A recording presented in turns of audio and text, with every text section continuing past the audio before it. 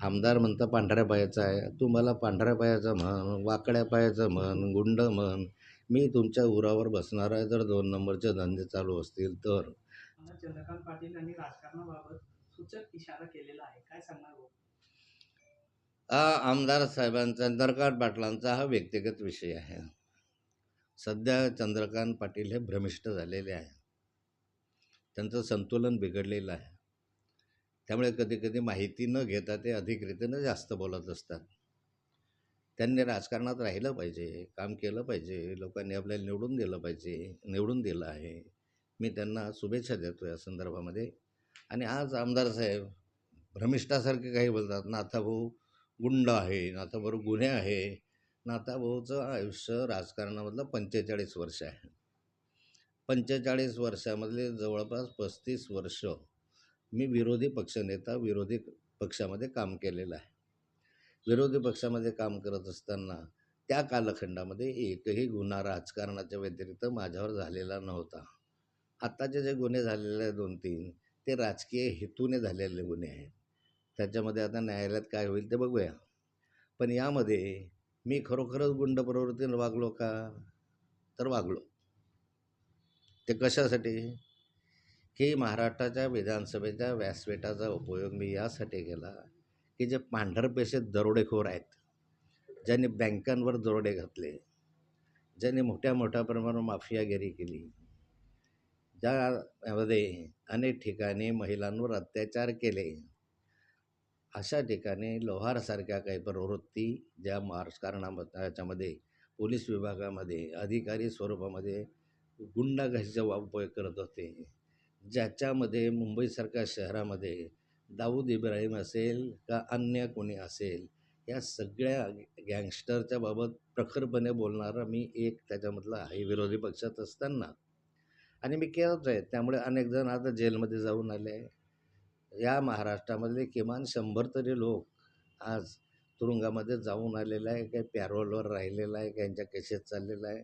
आणि मला वाटतं की माफिया, दरोडेखोर, गुंड प्रवृत्तीचे लोक, अशा प्रवृत्तीच्या लोकांपर्यंत भ्रष्टाचारांच्या विरुद्ध मी सातत्यानं लढत आलो आणि मी लढत राहणार आहे.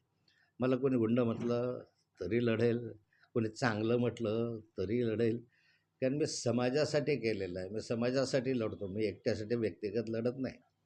त्यामुळे हे मी केलं आणि पुढच्या कालखंडामध्ये करणार आहे. आता विशाल पाटलाच्या संदर्भामध्ये त्यांनी जो विषय काढले API सावदा, ते या मध्ये ज्या वेळेस सावद्याला 2.5 महिने त्याने त्या गुन्ह्याचा तपास लावला आणि चोरीचा, आणि जवळजवळ शासनाने मान्य केलं त्या ठिकाणी की 4,500 मरून प्रवास चोरी गेला. शासनाने त्या ठिकाणी एका वर्षातलं मान्य केलं होतं. आधीच्या ह्याच्यात 40,000 ब्रॉस या 12-13 वर्षामध्ये तिथून चोरी गेला. आणि त्या चोरीची तक्रार दाखल करण्यासाठी या सदग्रस्ताने टाळाटाळ केली 2.5 महिने. आणि म्हणून त्या 2.5 महिन्यामध्ये का चौकशी झाली नाही हे विचारायला मी त्या ठिकाणी गेलो, तर मला एकदम उद्धट वर्कान झालं. 2.5 महिन्यामध्ये काय, 2.5 वर्षही लागू शकतात अशा स्वरूपाचं उत्तर दिलं. या ठिकाणी कोणत्याही प्रकारच्या शिव्या मी दिलेल्या नाही, कोणत्याही मंत्र्याचं नाव मी घातलेलं नाही. आपल्याला वाचवण्यासाठी त्याने मंत्र्याचे नाव घातले. मी स्वतः मंत्री होतो, माझ्या घरात मंत्री आहे, त्यामुळे मंत्र्यांना शिव्या देण्याचा विषयच येत नाही. दिलं तर माझ्या घरातल्याच मंत्र्यांना शिव्या देईल, इतका तर काही मूर्ख मी नाही आहे. आणि या ठिकाणी त्याने असं उद्धट वर्तन केलं. फक्त मी त्याला हे म्हणलोच होतो एका ठिकाणी, कारण तो मला म्हणाला की रेव्हन्यूवाले पैसे खातात आणि केसेस दाखल करायला आमच्याकडे येतात. मी त्याला हे जरूर बोललो होतो त्या ठिकाणी, किंवा त्यांनी शेण खाल्लं म्हणून तू गो का खातो, हे बोललोच आहे, त्याच्यामध्ये मी नाही म्हणतच नाही.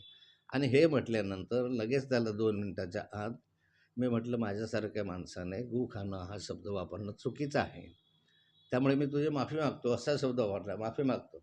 माफी मागितल्यानंतर हा सगळा विषय तिथं बंद व्हायला पाहिजे होता. परंतु कोणत्या तरी राजकीय सल्लागाराने त्याला सल्ला दिला आणि त्यामुळे त्यांनी असं ओढून चढून त्या ठिकाणी FIR दाखल झाला. आता या विशाल पाटलाच्या संदर्भामध्ये मी विधानसभेत प्रश्न विचारला होता आणि म्हणून त्याची जीवार आली. आणि तो त्या ठिकाणी नेहमी माझ्याविषयी अद्वत होता, आधीही बोलत होता. आता त्याच्या कार्यक्षेत्रात किती नुसत्या सावदा शहरामध्ये काय चालू आहे हे मी तुम्हाला वाचून दाखवतो. किती पैसे येतात. सावदा शहराच्या बाहेरचे अड्डे अजून मी घेतो आहे आणि तेही अड्डे तुम्हाला पुढच्या कालखंडामध्ये देणार आहे. आता सावदा बसस्टँड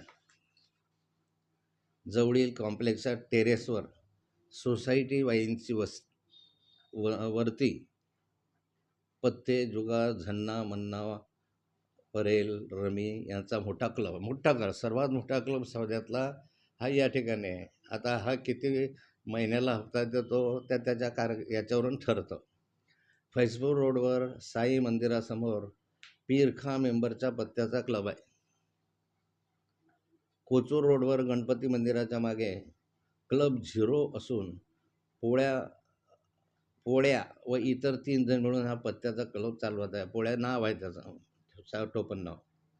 हॉटेल चंद्रमा येथे अवैध दारू मोठ्या प्रमाणावर विकले जाते. मेटॅडोरनं त्या ठिकाणी आणल्या जातात आणि मेटॅडोरनेच त्या ठिकाणी वितरणही केलं जातं. एवढं मोठा दारूचा अड्डा हा हॉटेल चंद्रमा येथे आहे. विशाल तायडे व संजय तायडे यांची सटका मट्टाची मोठी पिढी आहे. अशा छोट्या मोठ्या खूप आहेत. गावामध्ये सावखेडा येथे जयस्वाल यांची सट्टा मटकाची पेढी आहे. सावदा स्टेशन रोडवर ढवा नावाच्या व्यक्तीचा त्याचं नाव नावाच्या व्यक्तीचा पत्त्याचा क्लब आहे. गावामध्ये भरपूर ठिकाणी अवैध दारू विक्री जाते. खुलेआमपणे दारू आणि नार्कोटिक्सचा व्यापार हा सावदा शहरामध्ये खुलेआम रीतीने विकला जातो. नार्कोटिक्स अंमली पदार्थ गावामध्ये भरपूर ठिकाणी अवैध दारू विक्री होत असते. वरील सट्टा मटका पेढीचे एजंट गावात ठिकठिकाणी सट्टा घेत असतात.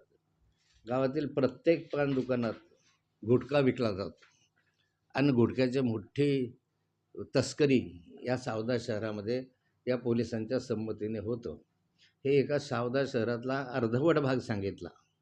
एकंदर पोलीस स्टेशनच्या अंतर्गामध्ये मग ते थोरगाव नसेल, चिनावल असेल, काय हे मोठे मोठे गावं आहेत, त्या गावांची लाईन आणि यादी मी तुमच्यासमोर देणारच आहे. आणि या सर्वांमधून महिन्याकाठी 50 लाख रुपये मिळतात अशी माझी माहिती आहे. आणि त्यामुळे ह्याला इथं राहण्यासाठी मग कुणी मड्याला तरी त्याला त्या ठिकाणी त्रास देण्याचा प्रयत्न हा करतो. अधिक गुन्हे अजून मोठ्या प्रमाणावर याने पैसे घेतलेले आहेत. सावदा मर्चंट सोसायटीमध्ये फार मोठी तडजोड करून तिथलं सोनं आणि चांदी अद्याप मिळालेली अशी एक तक्रार आहे. त्या त्याने संचालक मंडळाला सावदा पतपेढीच्या संचालक मंडळांना मर्चंट सोसायटीच्या त्या ठिकाणी तुम्हाला मध्ये टाकून देतो, तुम्ही मला 5-5 लोक प्रत्येकी दिले पाहिजे अशी मागणी केल्याची माझ्याकडे तक्रार आहे. आणि त्यांनी दिले नाही. माझ्याकडे तक्रार आहे. प्रत्येकी 5 लाख. आणि ते मला सकाळी भेटून पण गेले सगळे संचालक. आणि त्यांनीच सांगितलं या ठिकाणी की प्रत्येकी 5 लाख आम्ही दिले नाही, म्हणून आम्हाला त्यांनी जेलमध्ये टाकलं.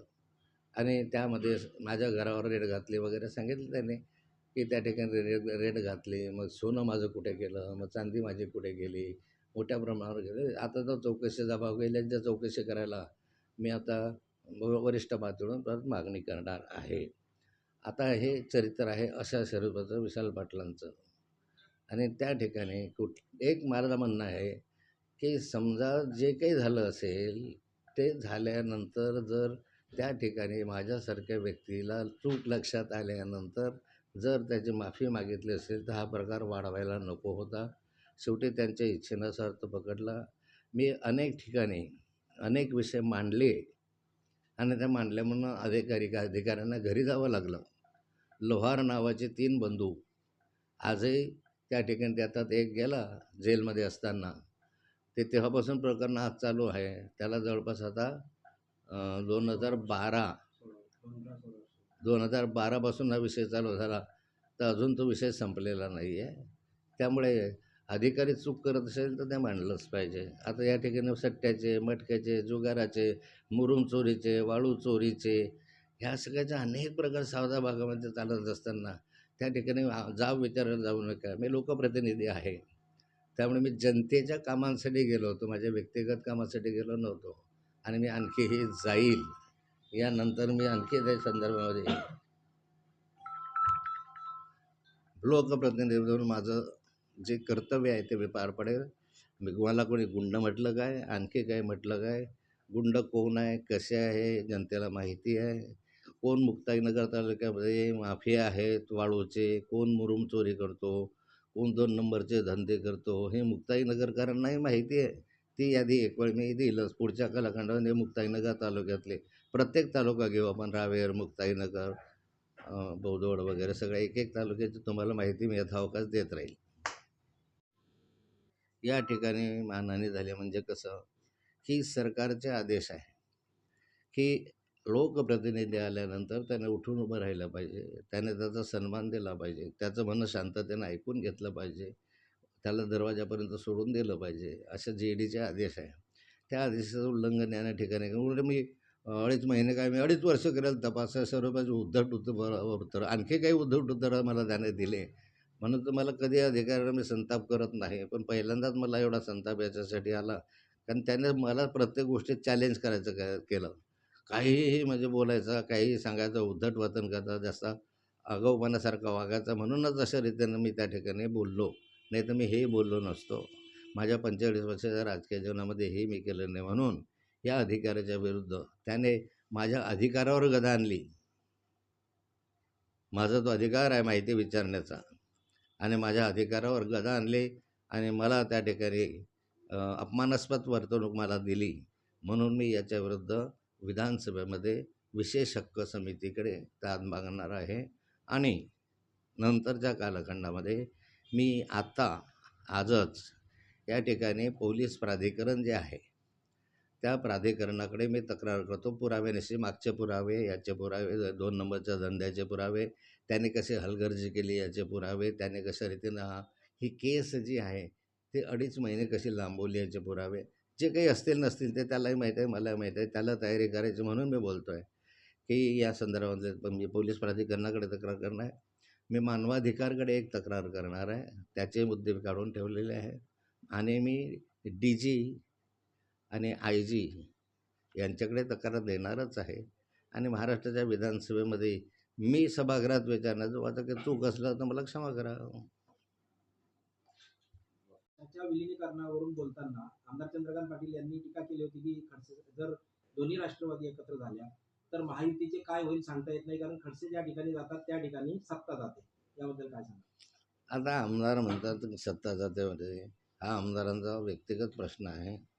आमदारांनी कधी काळी एक वेळा पक्ष म्हणून निवडणूक लढवली आणि शिवसेनेच्या ढुंगणावर लाथ मारली होती, हे जगजाहीर आहे. त्या काळात सत्ता गेली होती. अपक्ष म्हणून उमेदवार शेवटी सत्तेमध्ये सहभागी व्हावं लागलं होतं. त्यावेळेस आमदार विरोधामध्ये होते, मी सत्तेमध्ये होतो. सत्तेचा खेळ तर असा चालणार आहे. पण आमदार म्हणता पांढऱ्या पायाचा आहे, तू मला पांढऱ्या पायाचा म्हण, वाकड्या पायाचा म्हण, गुंड म्हण, मी तुमच्या उरावर बसणार आहे जर 2 नंबरचे धंदे चालू असतील तर.